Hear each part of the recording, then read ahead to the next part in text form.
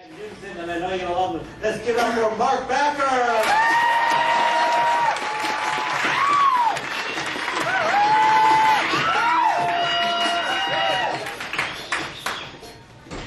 Ladies and gentlemen, it's hard growing up in a Jewish family. Especially when your parents don't know how to communicate with each other, let alone with you. You've got to learn to interpret such words as oi, feh.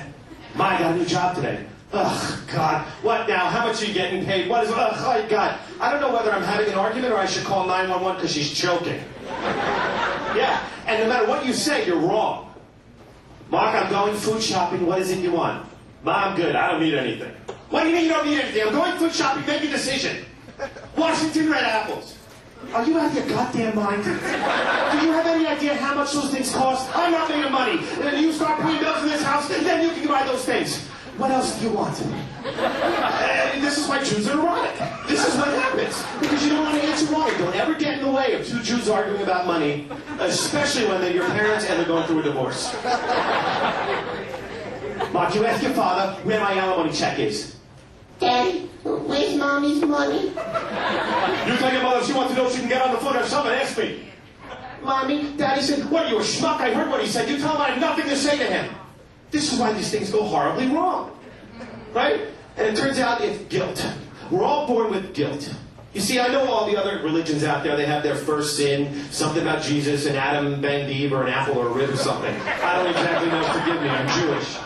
But what it is first guilt, is designed so that it winds up, it's about disappointing your parents. You know, this is it, they'll use it at any point in time. Mark, you forgot to take out the garbage. I'm sorry, Ma, let me go do it. No! Leave it. I should die on my way out to the curb, and you should never come to my funeral. That's a lot for a 10-year-old to deal with. This is why there will never, ever, ever be a Jewish president. Because somebody like Joe Lieberman would be in a lot of trouble. We'd be on the brink of World War III. Phone call comes in. Mr. President, there's Putin on line 1. And your mother's on line 2. All right, tell Putin I'll call him back. Hey, Ma. Joey, are you coming home for Rosh Hashanah? Mom, listen, I'm really busy right now. I got a lot going on. Oh, must be nice to have a lot going on. Oh, what happened? Mother, we're on the verge of World War III. And? So, you're too busy to come home and see your mother? You're too busy to celebrate the holidays? This is why it'll never happen. And it's important because you have parents that are super religious when it's convenient. Right? And it won't even matter, because I could call out my dad. I broke up with my girlfriend. I'm so low, I want to kill myself. I don't have any money. Are you going for Yom Kippur? What does that have to do with anything? Son, Yom Kippur is a special day, and you must honor it to honor all of the Jews out there.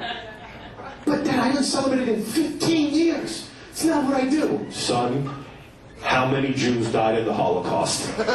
Do you want that on your consciousness? No, Dad, I don't. What about that giant fried shellfish bacon wrapped pork sandwich you ate with the giant glass of whole milk? Don't I care about that?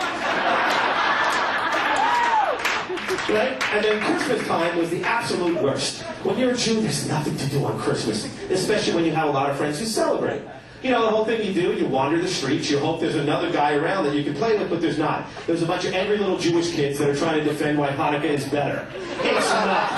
Okay, the 7 presents and all this, it doesn't exist. So what you wind up doing is you do the only 2 things you can do. You go to the movies and you eat Chinese food. It's the worst. You walk into the Chinese restaurant and what you see is you see a bunch of Jews that are not talking with their heads down and they're just in mourning of some sort. And you walk in and you look around and see the Jews, you make eye contact, and what do? They give the nod. Right? And then you know the waiter who's busting your balls comes up to you and says, "Oh, hello, Merry Christmas." "Oh, you Jew? Oh." Right? The absolute worst was on Christmas in elementary school when you had the holiday assembly. And you knew what was going to happen. Bad news. And a partridge in a pear tree. Oh, boys and girls, isn't Christmas great? Presents and toys and candy. And now we're going to take a break from the fun to celebrate the one Jewish holiday, Hanukkah. And the one and only song they have, which absolutely sucks. Mark, would you like to stand up and give that song? right, Mark, we don't want your parents calling again, do we?